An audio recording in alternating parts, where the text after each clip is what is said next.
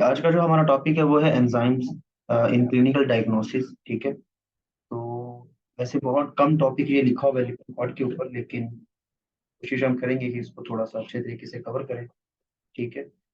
तो आपको पता है कि जो एंजाइम्स है ना, वो हमने रिएक्शंस तो पढ़ लिए, केमिस्ट्री की हद तक तो हमें समझ आ गई, लेकिन हमारा ताल्लुक तो केमिस्ट्री के साथ नहीं है। क्यों, क्या ख्याल है? हमारा तो कोई कंसर्न नहीं है ना अब हमारी केमिस्ट्री के साथ, या डॉक्टर ने क्या करना है केमिस्ट्री का। तो बेसिकली जो केमिस्ट्री जो है ना, हमारा तो ताल्लुक नहीं होता, लेकिन बेसिकली ये यूज कहाँ पे हो रहे होते हैं कि जो हमने लैब्स करवानी होती है पेशेंट्स की। हम अक्सर जो है ना ब्लड टेस्ट करवाते हैं, या कोई डिफरेंट डिजीजेस के लिए, हेपेटाइटिस के लिए टेस्ट करवाते हैं, तो वो क्या चीज़ हम टेस्ट करवा रहे होते हैं। तो वो हम बेसिकली एंजाइम्स के लेवल जो है ना अक्सर औकात टेस्ट करवाते हैं, ताकि हमें पता चल सके जो है कि कौन सी बीमारी जो है वो इस वक्त मौजूद है। वो पता किस तरह चलता है कि कौन सी बीमारी है, वो भी मैं आपको समझाता हूँ। सपोज करें ये जो आपको नजर आ रहा है ना, ये एक सेल है। ठीक है। इस सेल के अंदर अगर हम देखें तो सेल के अंदर साइटोप्लाज्म होता है, माइटोकॉन्ड्रिया है, उसका न्यूक्लियस मौजूद है। ठीक है। लेकिन यहाँ पर एक अहम बात ये है कि इस सेल के अंदर ना, सपोज ये सेल लिवर का है, तो इसके अंदर स्पेसिफिक एंजाइम्स होंगे जो लिवर के रिलेटेड है, जो लिवर में बनते हैं। अगर ये जीआईटी का सेल है तो इसके अंदर कुछ ऐसे एंजाइम्स होंगे जो सिर्फ जीआईटी के रिलेटेड। अगर ये पेंक्रियाज का सेल है तो इसके अंदर वो एंजाइम्स होंगे जो पेंक्रियाज के रेलेवेंट है। समझ आ रही बात? तो अगर मैं कहूँ कि इस सेल को होगी ये इंजरी, ये सेल को हुई इंजरी, जब इस सेल को इंजरी होगी तो जो यहाँ पर एंजाइम जो है वो पड़े हुए थे, ठीक है, जो एंजाइम इस सेल के अंदर थे वो सेल से निकल कर कहाँ आ जाएंगे? बाहर। ठीक है, वो ब्लड के अंदर आ जाएंगे। तो जब वो ब्लड में आएंगे तो ब्लड के अंदर नॉर्मली तो वो एंजाइम प्रेजेंट नहीं थे, लेकिन जब वो सेल को इंजरी हुई तो वो स्पेसिफिक एंजाइम जो आए हैं वो ब्लड के अंदर रेज हो जाएंगे। फॉर एग्जांपल, आपकी कोई क्लास है, फर्स्ट ईयर एमबीबीएस में कहता हूँ, सपोज क्लास है। अब फर्स्ट ईयर एमबीबीएस जो है, आपका कॉलेज की क्लास हो रही है। ठीक है, 8 बजे हैं, आप सारे बच्चे क्लास में बैठे हैं। अचानक से जो है ना वो प्रिंसिपल आता है, उसके पास 4 बच्चे होते हैं, वो 4 बच्चों को पकड़ के लाया है। और चारों बच्चों ने जो है ना यूनिफॉर्म पहनी हुई, जो कि फर्स्ट ईयर वाले पहनते हैं। तो वो बिल जो है ना, जो प्रिंसिपल है उसने बगैर ये सोचे समझे कि ये किस क्लास के हैं, उसने उसको पकड़ा है और फर्स्ट ईयर की क्लास में लेके आ गए। उस प्रिंसिपल को कैसे पता चला कि ये बच्चे फर्स्ट ईयर के हैं, ये फर्स्ट ईयर की क्लास से निकल के भागे हुए हैं? क्यों? क्योंकि वो जो यूनिफॉर्म उन्होंने पहनी हुई थी वो रिलेटेड थी फर्स्ट ईयर के साथ। अगर उन्होंने ओटीज पहने होते, या उन्होंने कोई दूसरा स्पेसिफिक ड्रेस जो है ना वो पहना होता, तो उनको पता चलना था कि ये फर्स्ट ईयर नहीं है भाई, ये तो थर्ड ईयर का बच्चा है, या ये फाइनल ईयर का बच्चा है जिसने ऑपरेशन थिएटर में जाना है। ठीक है। तो वो जो आइडेंटिफिकेशन हो जाती है, वो पता होता है कि यार ये फलां चीज फलां जगह पे होती है। अगर ये कॉरिडोर में फिर रही है, अगर ये जो है हमारे प्ले ग्राउंड्स के अंदर फिर रहे हैं, और होना इनको क्लास में चाहिए, तो वो आइडेंटिफाई हो जाता है कि ये फलां क्लास से भागा हुआ है। इसी तरह जो डिफरेंट एंजाइम्स है ना हमारे, वो डिफरेंट लोकेशंस के अंदर प्रेजेंट है, के अंदर उनका लेवल इंक्रीज करता है ना, तो हमें पता चल जाता है कि भाई ये एंजाइम्स तो फलां जगह प्रेजेंट होते हैं। तो ये मसला, इसका मतलब उस जगह पे हो रहा है। फॉर एग्जाम्पल, इसमें आपको एग्जांपल दूंगा, ज्यादा अच्छे से समझ आएगी आपको। ब्लड के अंदर जो है ना अमाइलेज या लाइपेज मिलते हैं। आप ब्लड टेस्ट करवाते हो, सीरम अमाइलेज या सीरम लाइपेज का लेवल जो है ना आपको इंक्रीज मिलता है। तो आप सोचते हो कि यार ये जो है ना अमाइलेज और लाइपेज कहाँ से आ रहे हैं। तो अगर आपको ये पता होगा कि ये जो है वो पेंक्रियाज के अंदर प्रेजेंट होते हैं, ठीक है, तो आप आइडेंटिफाई कर लोगे कि यार सीरम अमाइलेज सीरम लाइपेज का लेवल इंक्रीज है, तो इशू जो है ना वो पेंक्रियाज के अंदर। और अगर इशू पेंक्रियाज के अंदर है, तो पेंक्रियाज का स्पेशली क्या मसला हो सकता है? पेंक्रियाटाइटिस होता है, इन्फ्लेमेशन ऑफ पेंक्रियाज जो है ना उसके अंदर ये एंजाइम्स का लेवल जो है वो इंक्रीज हुआ होता है। अब मैं अगर आगे बात करूं, तो ALT, alanine transaminase, AST, aspartate transaminase, ये आपने एंजाइम पढ़े हुए हैं, ठीक है। एलानिन ट्रांसएमिनेज, एस्पार्टेट ट्रांसएमिनेज, ये एंजाइम्स अगर इनका लेवल इंक्रीज होता है तो हमें पता है कि ये एंजाइम लिवर के अंदर प्रेजेंट होते हैं। इसका मतलब डैमेज जो है वो लिवर के अंदर हुआ हुआ है। तो एलानिन ट्रांसएमिनेज और एस्पार्टेट ट्रांसएमिनेज जो है वो लिवर के रिलेटेड एंजाइम्स है। ठीक हो गया। इसी तरह जो है gamma glutamyl transferase. Gamma glutamyl transferase जो है।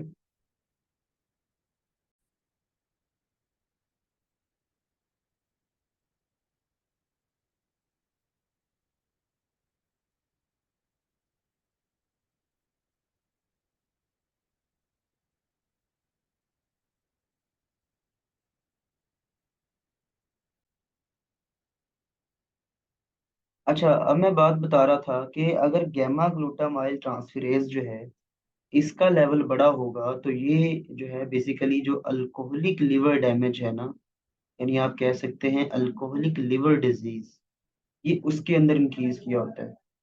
तो अगर तो आपको ब्लड के अंदर गैमा ग्लूटामाइल, इसको जीजीटी कहते हैं, जीजीटी का लेवल इंक्रीज मिलता है तो वो अल्कोहलिक लिवर डिजीज है। अगर आपको एएसटी एएलटी बढ़ते हैं तो इसका मतलब लिवर डैमेज हुआ है। अगर अमाइलेज लाइपेज का लेवल इंक्रीज है तो पेंक्रियाटाइटिस हो सकता है।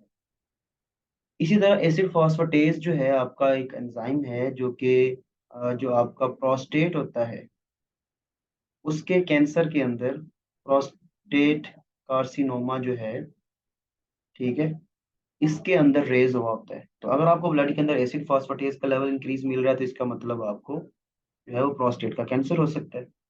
अब कार्डिक एंजाइम्स की अगर मैं बात करूं तो कार्डिक एंजाइम यानी अगर दिल को कोई मसला होगा, कार्डिक सेल्स को इंजरी होगी तो कौन कौन से एंजाइम्स रेज करेंगे। अच्छा, आइसो जो है ना एंजाइम का आपको कॉन्सेप्ट होगा। आइसो एंजाइम क्या होते हैं? ऐसी क्लास ऑफ एंजाइम्स जो कि सेम रिएक्शन को कैटालाइज करें उसको आइसो एंजाइम कहते हैं डिफरेंट वो एंजाइम्स लेकिन फंक्शन सेम है। स्ट्रक्चरली थोड़े से डिफरेंट होते हैं, फंक्शन उनका सेम होता है, सेम रिएक्शन को कैटालाइज करते हैं, उनको हम आइसो एंजाइम कहते हैं। फॉर एग्जांपल ये क्रिएटिन काइनेज जो है इसके तीन आइसोजाइम्स होते हैं। इसमें दो चेन्स होती हैं, एक एम चेन, एक बी चेन। एम चेन और बी चेन इन दोनों के कॉम्बिनेशन से जो है ना इसकी तीन फॉर्म्स बनती हैं। एम से मुराद मसल होता है और बी से मुराद ब्रेन है। ठीक है। तो एम चेन, अगर दोनों एम चेन्स हैं तो ये वाली फॉर्म जो है सी के एम एम जो है ये मसल्स के अंदर पाई जाती है।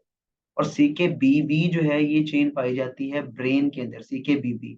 और सी के एम बी जो है this is present in the cardiac muscles, heart के अंदर आपको ये मिलती है। तो आपको पता होगा अगर मैं कहूँ कि भाई अब मैंने ब्लड टेस्ट किया और मुझे जो है ना सी के बी बी जो है इसका लेवल रेज मिला, इसका मतलब क्या होगा कि इशू कहाँ पर होगा?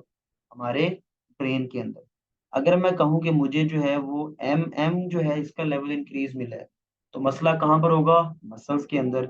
और अगर सी के एम बी जो है रेज है उसका मतलब होगा कि मेरे दिल के अंदर मुझे कार्डिक फेलियर जो है वो हुआ है, चाहे मुझे पता चला है या नहीं चला, लेकिन मुझे इस एंजाइम की मदद से मैं इसको आइडेंटिफाई कर सकता हूँ। इसी तरह एएसटी जो हमने कहा था कि ये लिवर एंजाइम, जब लिवर डैमेज होता है तब इसका लेवल इंक्रीज होता है। ठीक है। तो हार्ट टिश्यू जब डैमेज होता है तब भी ये रिलीज होता है। ठीक है। तो एएसटी जो है ये स्पेसिफिक नहीं है, ये थोड़ा सा इतना ज्यादा सेंसिटिव नहीं है, थोड़ा कम सेंसिटिव है ये। तो ये चूंकि लिवर डैमेज के अंदर भी हो सकता है डैमेज, रेज हो सकता है, और हार्ट मसल जब डैमेज होता है तब भी रेज हो सकता है। तो इसका मतलब हम इसे आइडेंटिफाई नहीं कर सकते कि मसला दिल के अंदर है या लिवर के अंदर है। तो फिर हम साथ एएलटी करवा लेते हैं, एएसटी एएलटी इकट्ठा ही हम करवाते हैं। तो अगर दोनों रेज हुए हुए हैं तो हमें अंदाजा हो जाता है कि भाई ये मसला जो है वो लिवर का ही है।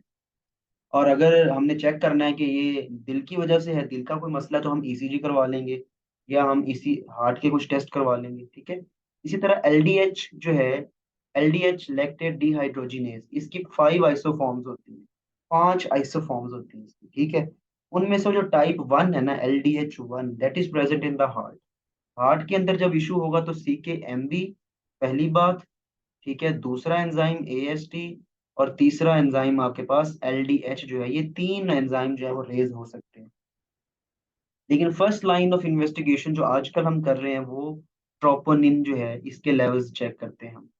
ट्रोपोनिन टी, ट्रोपोनिन आई जो है ये स्पेसिफिक, आपने अगर हार्ट मसल्स पढ़ ली है तो ट्रोपोनिन जो है वो हार्ट के अंदर पाई जाती है। तो ये स्पेसिफिक टेस्ट है हार्ट फेलियर को टेस्ट करने के लिए।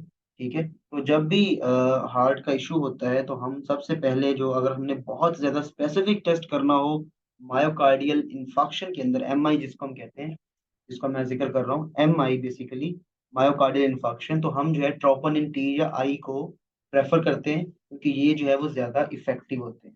ठीक हो गया।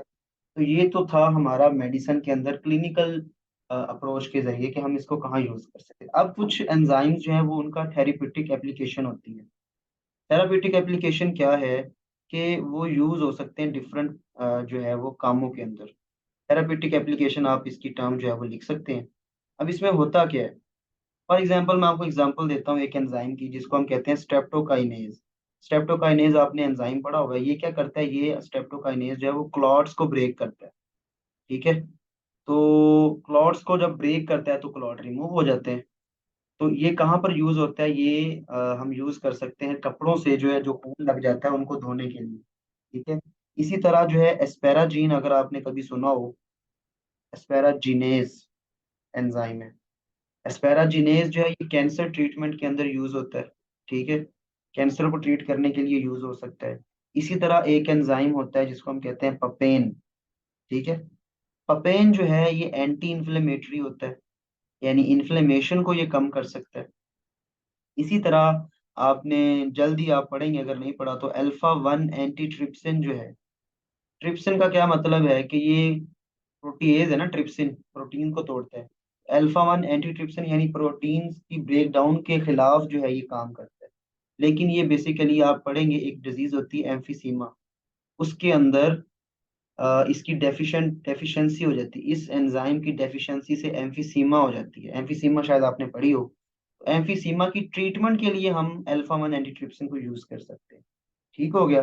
और आजकल जो है ना पैंक्रियाटिक एंजाइम, जिसके अंदर आपको ट्रिप्सिन ही का जिक्र कर दूं, या जो लाइपेज है, ये आजकल जो है ना, जो जिन लोगों के अंदर पैंक्रियाटिक इशू होते हैं और डाइजेशन का इशू होता है, तो उनके अंदर हम ट्रिप्सिन, लाइपेज ये भी यूज कर रहे हैं। एंजाइम्स को हम ओरल फॉर्म में देते हैं और वो जो है ना डाइजेशन में हेल्प करते हैं। ठीक है। तो थेराप्यूटिक यूजेस के अंदर स्टेप्टोकाइनेज ब्लड क्लॉट्स को रिमूव करने के लिए यूज हो सकती है। एस्पेराजिनेज जो है वो कैंसर थेरेपी के लिए, पपेन जो है ये एंटी इन्फ्लेमेटरी है, और अल्फा वन एंटीट्रिप्सिन जो है एम्फीसीमा में यूज होती है। और ट्रिप्सिन लाइपेजेस जो है ना ये डाइजेशन को इम्प्रूव करने के लिए हम देते हैं। अब वैसे तो टॉपिक एंड हो गया हमारा। ठीक है। लेकिन एक दो चीजें मैं चाह रहा हूँ कि आपको थोड़ा सा बता दूं डिजीज के हिसाब से, ये शायद नहीं लिखा हुआ लिपन कॉट में, कि डिजीज के हवाले से भी थोड़ा सा पता होना चाहिए स्पेसिफिक। जैसे हेपेटिक डिजीजेज हैं, तो हमने हिपैटिक यानी लिवर के इश्यूज के अंदर हमने देखा कौन कौन से एंजाइम हमने पढ़े थे। हमने पढ़ा था एएलटी, अभी थोड़ी देर पहले ही। एएलटी रेज होता है, एएसटी रेज होता है। एएसटी हमने कहा था हार्ट इश्यूज के अंदर भी होता है रेज। इसी तरह मैंने कहा था gamma glutamyl transferase, alcoholic liver disease के अंदर जो हमने पढ़ा था, गैमा ग्लूटामाइल ट्रांसफिरेज। ठीक है। तो ये जो है ये हेपेटिक डिजीजेस के अंदर जो है वो रेज होते हैं। लिवर का जब भी डैमेज होगा तो ये जो है ना तीन एंजाइम आप टेस्ट करवा सकते हैं लैब के अंदर कि भाई ये रेज तो नहीं है, जिससे आपको पता चल सकता है कि ये कहाँ पे इशू जो है वो लिवर का है कि नहीं है। अब मसल का अगर प्रॉब्लम है तो फिर हम कौन से एंजाइम करवाएंगे। अगर आपको याद हो, मैंने अभी थोड़ी देर पहले पढ़ाया था CKMM जो है ये मसल में होती है, तो हम CK करवा लेंगे। ठीक है। इसी तरह AST जो है इसकी एक फॉर्म जो है वो मसल, जैसे हमने हार्ट का जिक्र किया तो हार्ट भी तो मसल ही है। AST जो है वो मसल के रिलेटेड भी है, तो ये भी करवाया जा सकता है। इसी तरह एल्डोलेज एक होता है आपका, वो भी मसल के लिए, लेकिन स्पेसिफिक नहीं होता, लेकिन ये भी मसल डैमेज के अंदर रेज हो सकता है। तो CKMM AST एल्डोलेज। इसी तरह बोन डिजीज जो है, जो बोन्स की डिजीज है, उसके अंदर एक ही आपने याद रखना है, वो है अल्कलाइन फॉस्फेटेज।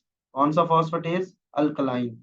और इसको जो है वो आपने कंफ्यूज नहीं करना एसिड फॉस्फेटेज के साथ, क्योंकि मैंने आपको बताया था एसिड फॉस्फेटेज जो है वो प्रोस्टेटिक कार्सिनोमा के अंदर रेज होता है। ठीक है।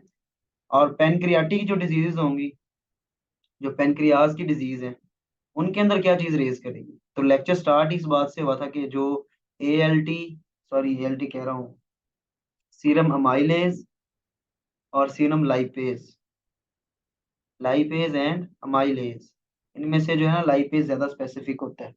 तो ये जो है रेज हो जाएंगे, तो आप इसको टेस्ट करके पता चला सकते हैं कि ये जो मसला है ये प्रोस्ट उसका पेनक्रियाज का है कि नहीं है।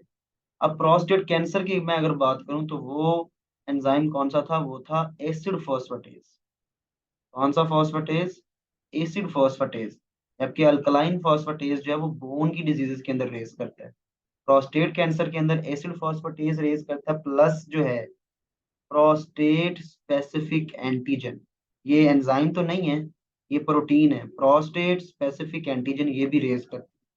तो ये जो है इस तरह आप जो है ना इनको आइडेंटिफाई कर सकते हैं।